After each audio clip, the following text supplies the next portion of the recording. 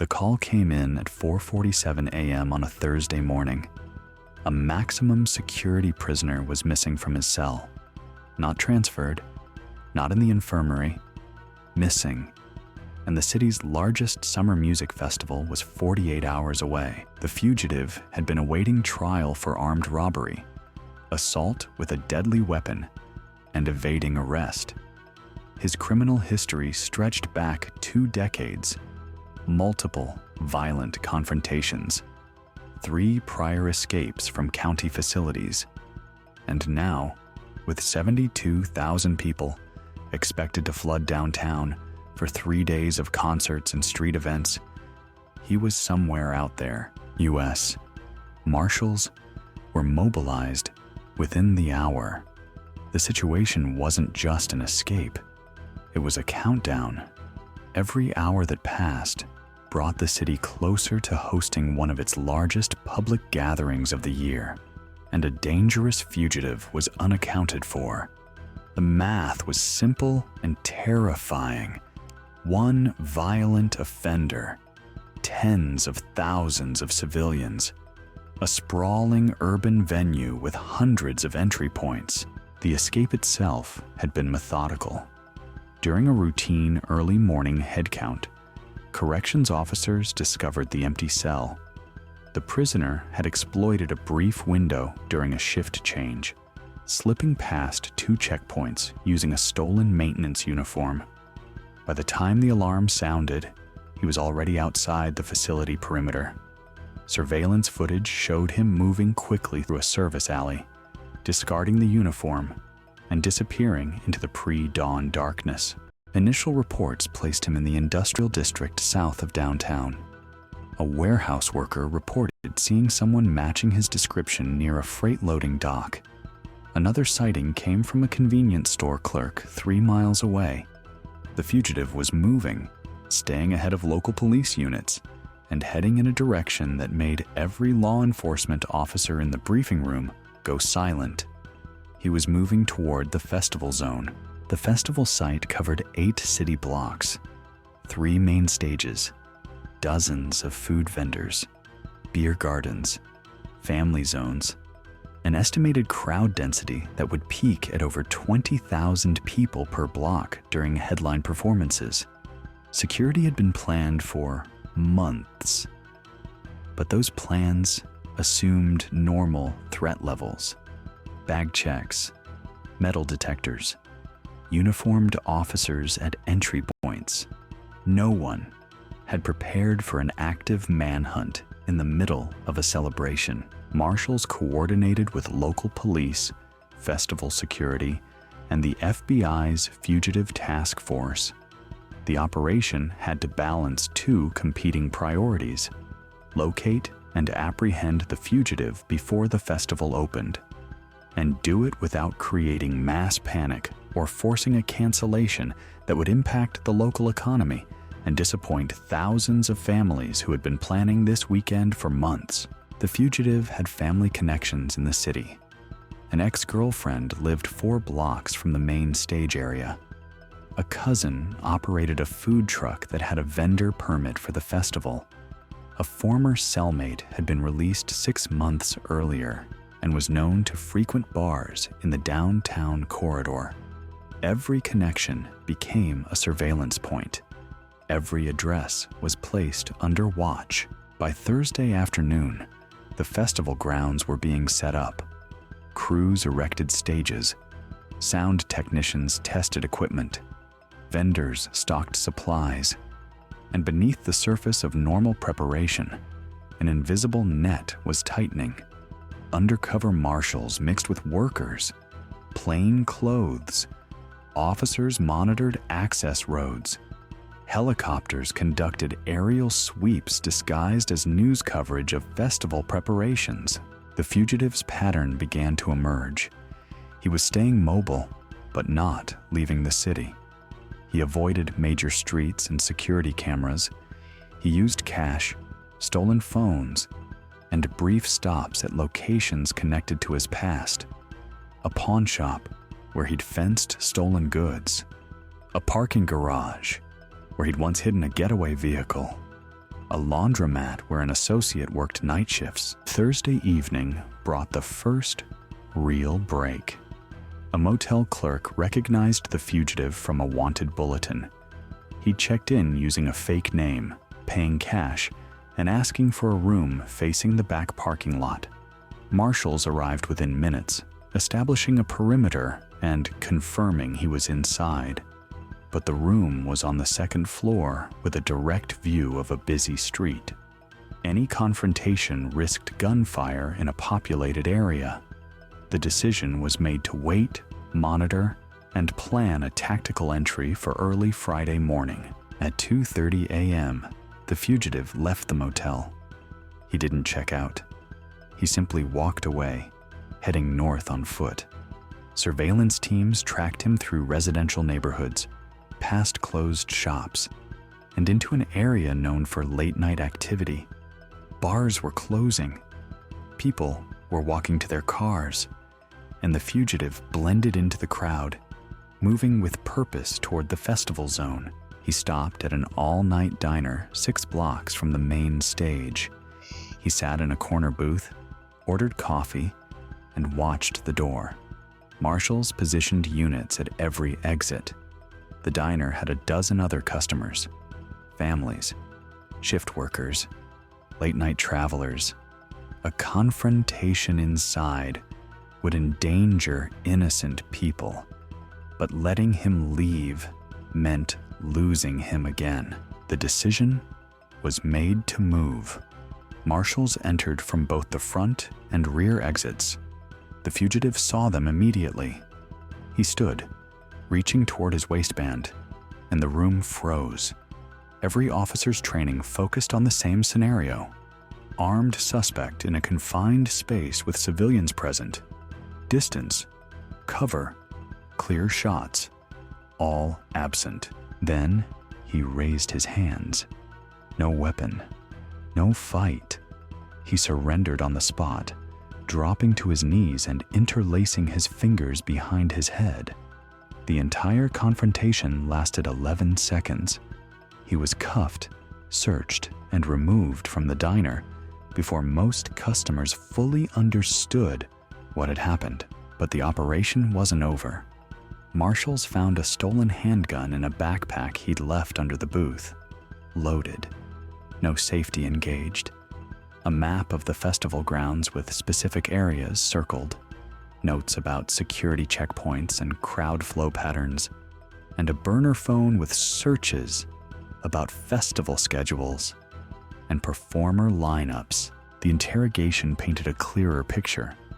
The fugitive had planned to disappear into the festival crowd, not to attend, not to enjoy music, but to use the chaos and density as cover, blend with 70,000 people, move through the site undetected, and potentially use the confusion to commit additional crimes or evade capture indefinitely. He'd been studying the event for weeks before his escape.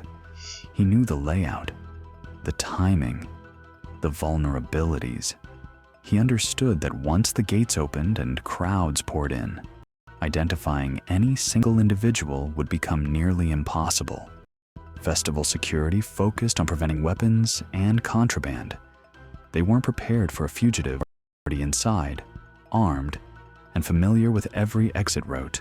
Friday morning, 48 hours had passed since the escape. The festival opened at noon.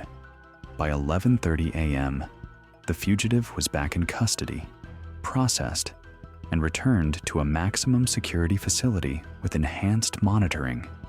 Festival attendees arrived to find normal security procedures.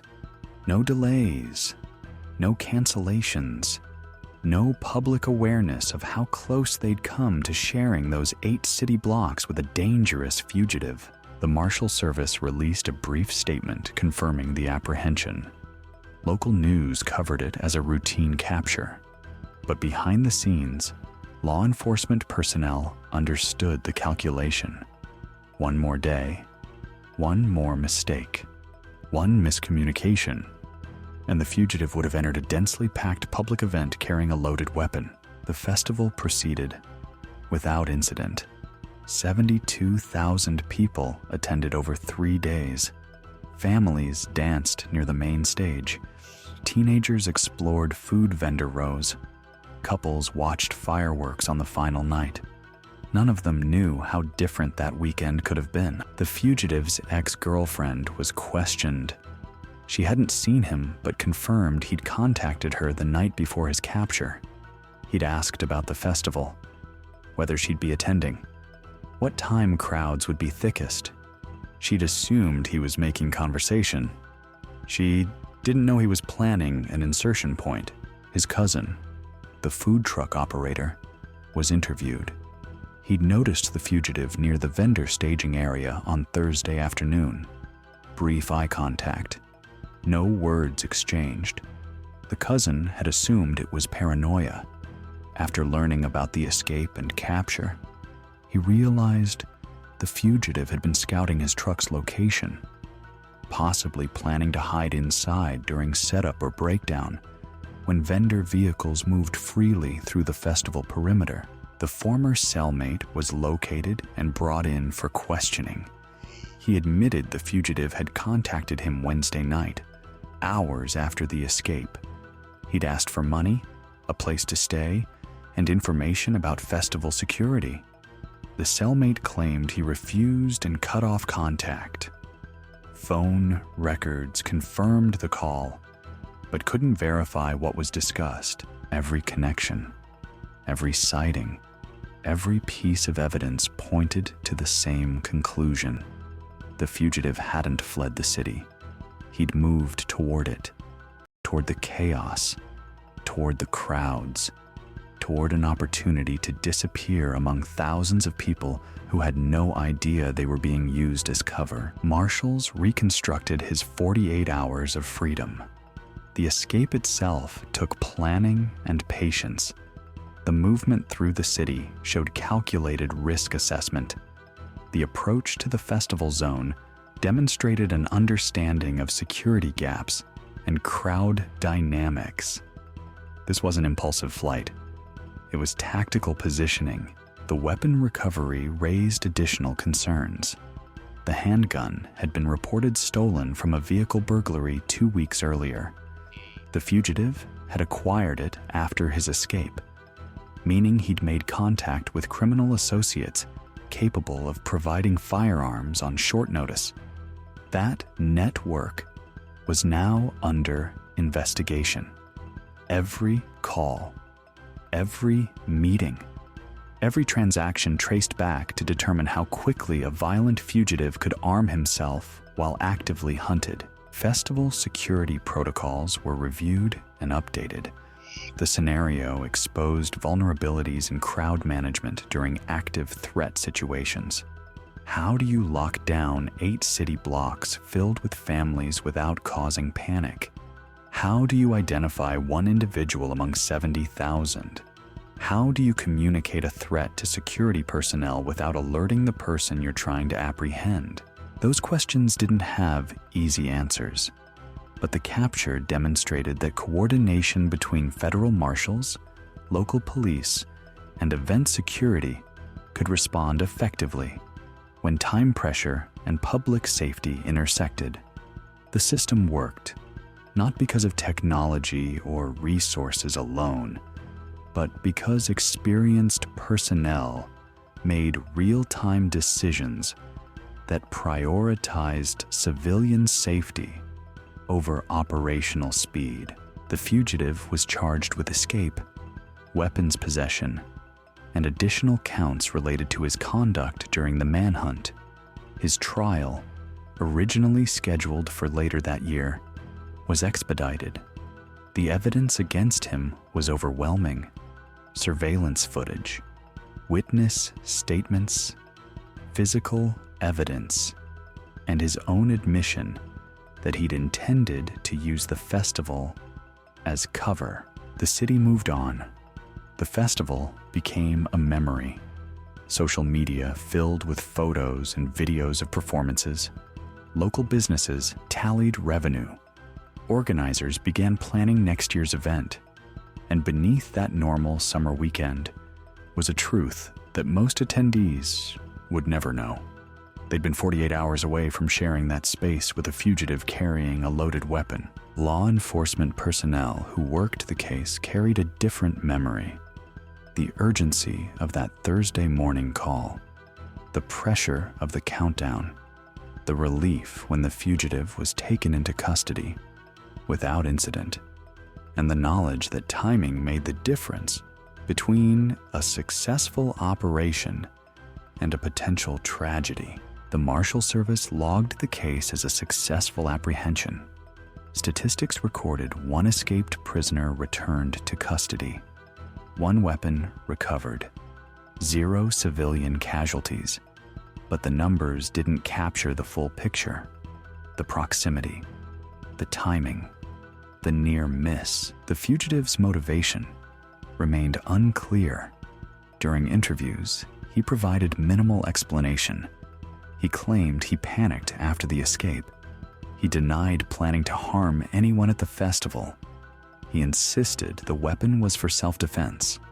But the map, the notes, the reconnaissance, all contradicted his statements. Prosecutors argued he'd intended to use the festival for one of 3 purposes: as cover to commit additional crimes targeting distracted attendees, as a means to escape the city by blending with out-of-town visitors leaving after the event, or as a hostage situation if cornered by law enforcement in a crowded area. Defense attorneys countered that possession of a map and a weapon didn't prove intent, that the fugitive's movements could be explained by fear and poor judgment, that no crime had been attempted at the festival itself.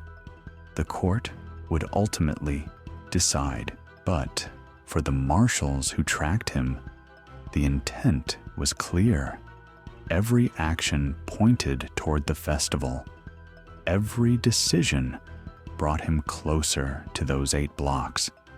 And when captured, he was 6 blocks away, with 36 hours remaining until the gates opened. The operation involved over 60 law enforcement personnel, multiple agencies, hundreds of hours of surveillance, coordination across jurisdictions, and a clock that never stopped counting down.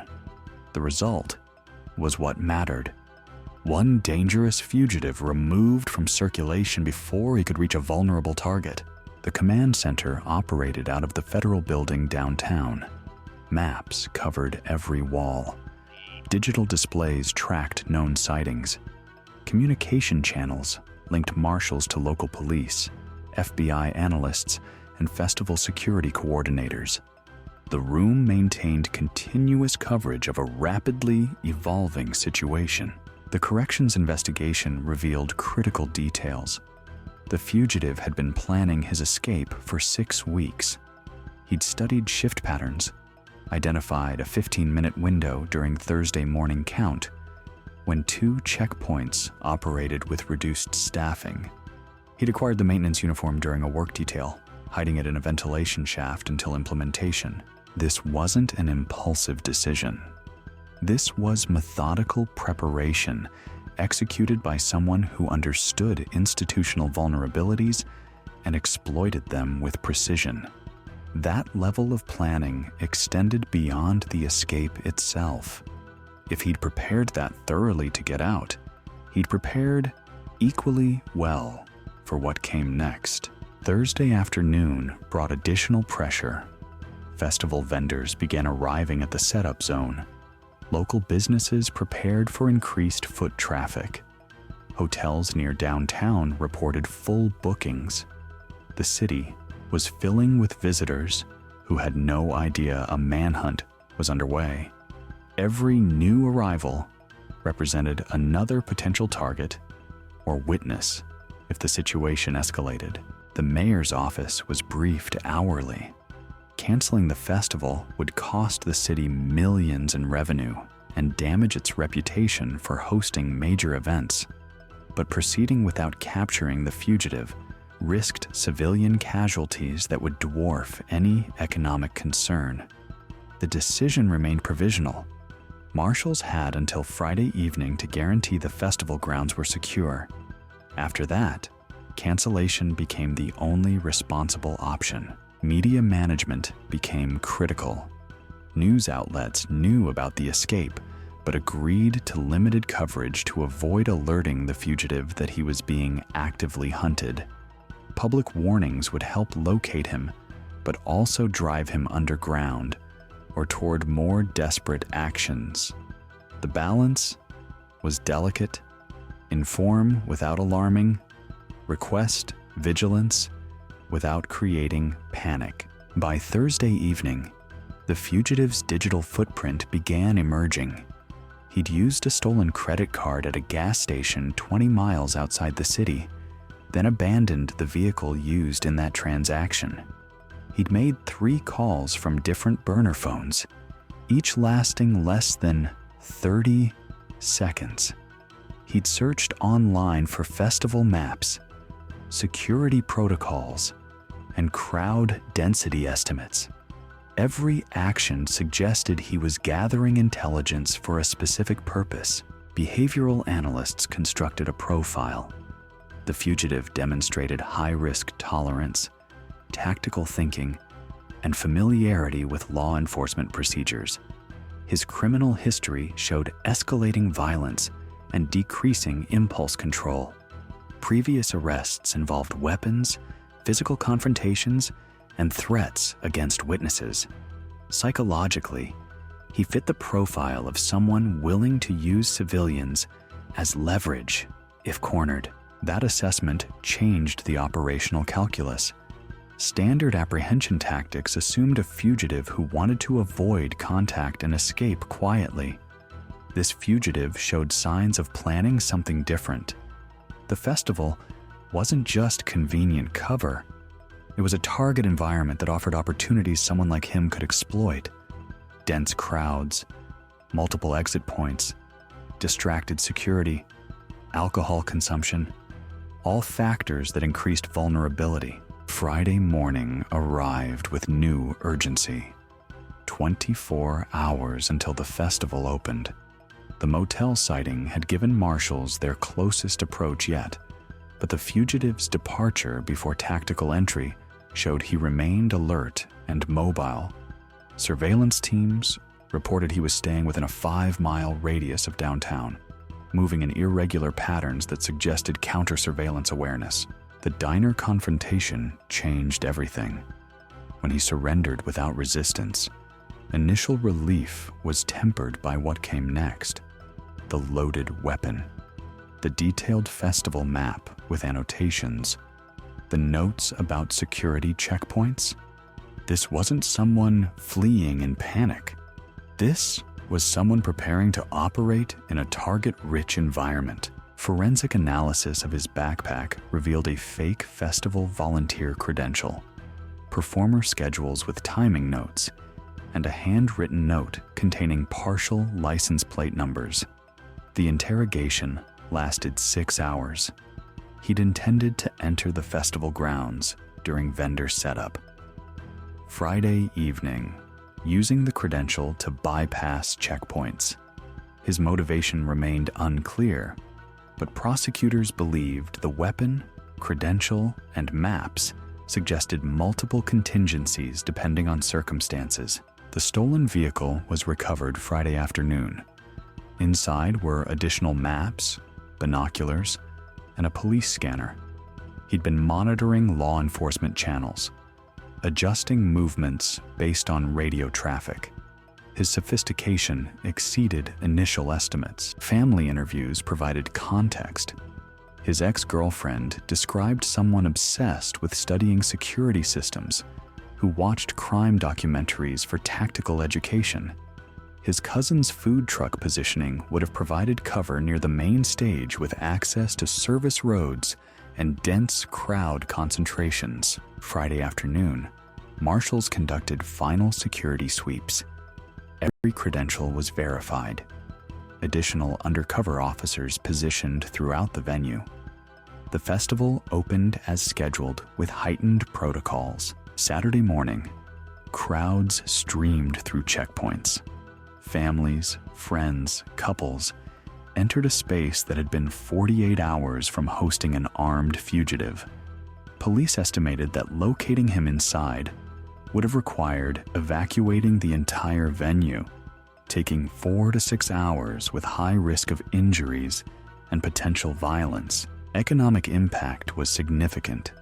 Cancellation would have cost $12 million in direct revenue, $35 million in secondary activity. But those numbers paled against potential casualties if he'd entered armed and desperate. Security camera footage from the diner showed how close the confrontation came to violence. The fugitive's hand moved toward his waistband, in a motion consistent with drawing a weapon. Officers' body cameras captured the split-second calculation. In a booth 3 feet away sat a mother and 2 young children, finishing breakfast. Tactical entry with force could have endangered them. Waiting risked the fugitive producing a weapon. The decision to flood the diner with overwhelming presence, rather than initiating immediate arrest, likely prevented shots being fired. The weapon recovered from his backpack was test-fired by forensic specialists, fully functional. 15 rounds in the magazine, 1 in the chamber. No safety engaged. The ballistics matched ammunition commonly used in violent crimes due to its stopping power and penetration capability. In a crowded festival environment, a single discharge could have injured multiple people.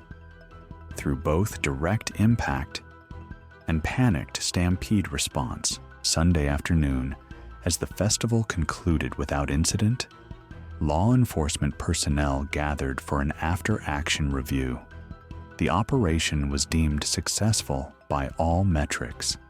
Fugitive apprehended, 0 civilian casualties, minimal public disruption, but the discussion focused equally on what had been learned and what remained uncertain. The fugitive's level of sophistication exceeded typical escape scenarios. His research into the festival demonstrated targeted planning rather than opportunistic flight. His acquisition of weapons and credentials showed access to criminal networks that could rapidly provide resources, and his willingness to move toward a densely populated event rather than away from the city suggested a psychology that didn't fit standard fugitive profiles. Recommendations emerged for future threat scenarios, improved information sharing between corrections facilities and local event security, earlier notification protocols for major public gatherings when fugitives with relevant capabilities escaped, enhanced credential verification systems that could detect sophisticated forgeries, and training for festival security personnel on fugitive recognition and response procedures. The case also highlighted the effectiveness of federal-local coordination.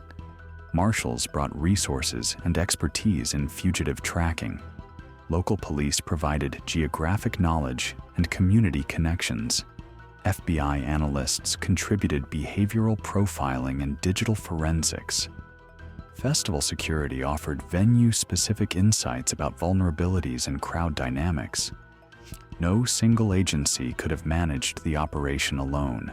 Media coverage remained minimal during the operation, but expanded afterward. Local news ran stories about the successful apprehension, though most outlets focused on the escape rather than the festival connection. National media picked up the story briefly, emphasizing the timing and proximity without sensationalizing the potential danger. The measured coverage reflected law enforcement requests to avoid creating lasting fear around public events. Social media analysis showed festival attendees remained largely unaware of how close they'd come to sharing the venue with an armed fugitive. Posts focused on performances, food, and positive experiences, A few people mentioned seeing increased security presence, but attributed it to normal event precautions. The operation's success included maintaining that sense of normalcy for people who'd come to celebrate, not to worry. Victim advocacy groups praised the operation's outcome, while noting the broader implications. If the fugitive had reached the festival and caused casualties, victim families would have faced trauma, compounded by questions about preventability.